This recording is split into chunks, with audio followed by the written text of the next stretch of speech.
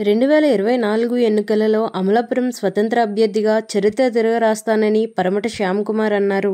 అమలాపురం మండలం సమానస గ్రామంలో ఎన్నికల ప్రచారం నిర్వహించారు.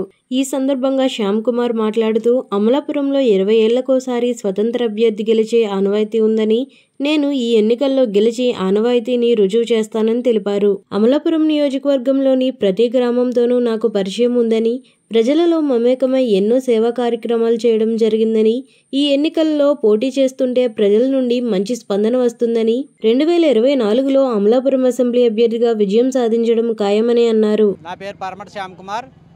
అమలాపురం అసెంబ్లీ నియోజకవర్గానికి స్వతంత్ర అభ్యర్థిగా పోటీ చేస్తూ ఉన్నాను.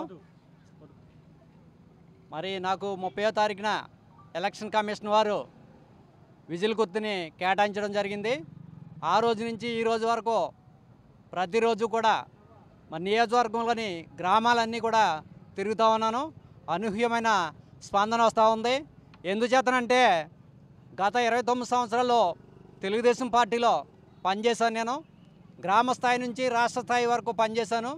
నియోజకవర్గంలోని అన్ని గ్రామాల్లోని కూడా అందరి ప్రజలతోటి కూడా నాకు అన్ని కుటుంబాలతోటి కూడా పరిచయాలు ఉన్నాయి. ఏ ఊరు వెళ్ళినప్పటికీ కూడా మరి నన్ను వాళ్ళ ఇంట్లో సొంత వ్యక్తిలాగా మరి ఆహ్వానించి నాకు ఈ ఎలక్షన్ విషయంలో నాకు పూర్తిగా సహకరిస్తూ ఉన్నారు. నాకు విశ్వాసం ఉంది. తప్పనిసరిగా మీరు అన్నారు ఇక్కడ ఇద్దరు వద్దండులని, నాకు ఉంది.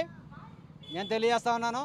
నేను ప్రొద్దుట లేచిన దగ్గర నుంచి ప్రజలతోటే మమేకమైన వ్యక్తిని. నేను ప్రజలు ఏదైనా ఒక సమస్య మీద నా దగ్గరికి వస్తే ₹1 కూడా తీసుకోకుండా నా సొంత ఖర్చులతోటి ఈ నియోజకవర్గంలోని ప్రజలందరికీ కూడా అనేక రకాలుగా మరి సేవ చేసిన వ్యక్తిని.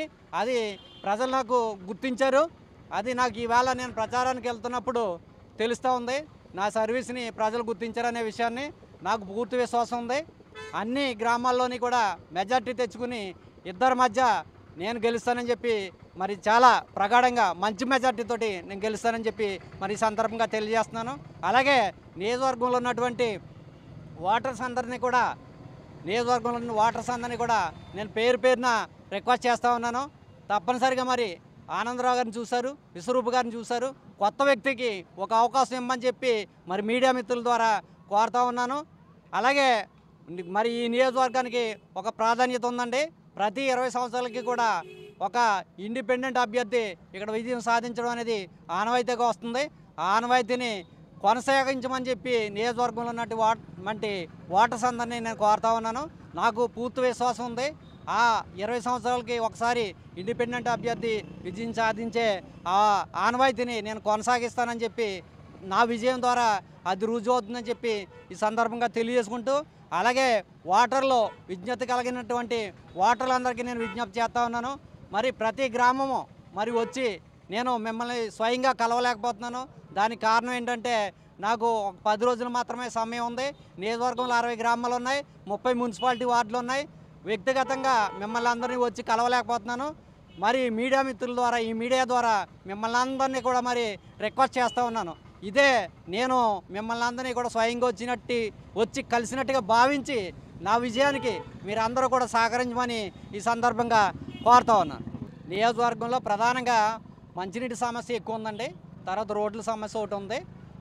ఈ రెండు ప్రధాన సమస్యలు ఉన్నాయి. ఇంకా చాలా సమస్యలు ఉన్నాయి, కానీ అవి కొన్ని వ్యక్తిగతమైన సమస్యలు ఉన్నాయి. ఆ సమస్యలు కూడా నేను పరిష్కరిస్తాను. ఫస్ట్ ప్రాధాన్యత వచ్చినప్పటికీ మౌలిక సదుపాయాల్లో ప్రధానమైనటువంటి వాటర్, రోడ్లు నేను ఎమ్మెల్యే అయిన వెంటనే వాటి మీద దృష్టి పెడతాను. తీర ప్రాంతాల్లో మరి మంచినీటి సమస్య ఎక్కువ ఉంది, దాన్ని కూడా గుర్తించడం జరిగింది. అలాగే పట్టణానికి వచ్చినప్పటికీ 3 ప్రధానమైన బ్రిడ్జిలు ఉన్నాయి. నల్ల వంతెన, ఎర్ర వంతెన, అలాగే ఈతరపల్లి వంతెన. ఈ 3 బ్రిడ్జిలు కూడా ఖచ్చితంగా ఎక్స్టెన్షన్ చేయవలసిన అవసరం ఉంది. ఎందుకంటే ట్రాఫిక్ సమస్య అనేది చాలా తీవ్రంగా ఉంటుంది. ఉదయం కానీ సాయంత్రం కానీ దాని మీద కూడా దృష్టి పెట్టాం. అది కూడా నేను ఎమ్మెల్యే అయిన వెంటనే ఖచ్చితంగా ఆ సమస్యల మీద పరిష్కరిస్తాను. అంటే గన్మెన్ ఇచ్చారు, అంటే వాళ్ళకి ఇంటెలిజెన్సీ డిపార్ట్మెంట్ ద్వారా నాకు థ్రెట్ ఉందని చెప్పి వాళ్ళకి ఇన్ఫర్మేషన్ ఉంది. దాన్ని దృష్టిలో పెట్టుకుని నాకు గన్మెన్ ఇచ్చారు. ఖచ్చితంగా అవసరం కూడానే.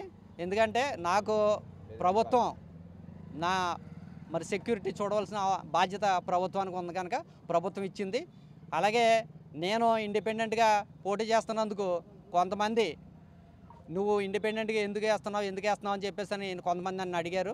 ఇది మంచి పద్ధతి కాదని చెప్పి కొంతమంది రిక్వెస్ట్ ఇదిలో అడిగారు, కొంతమంది ఏమో బెదిరింపు ఇదిలో అడిగారు. దాన్ని ప్రభుత్వం గ్రహించినట్టు ఉంది. ప్రభుత్వం గ్రహించి నాకు గన్మెన్ ఇవ్వడం జరిగింది.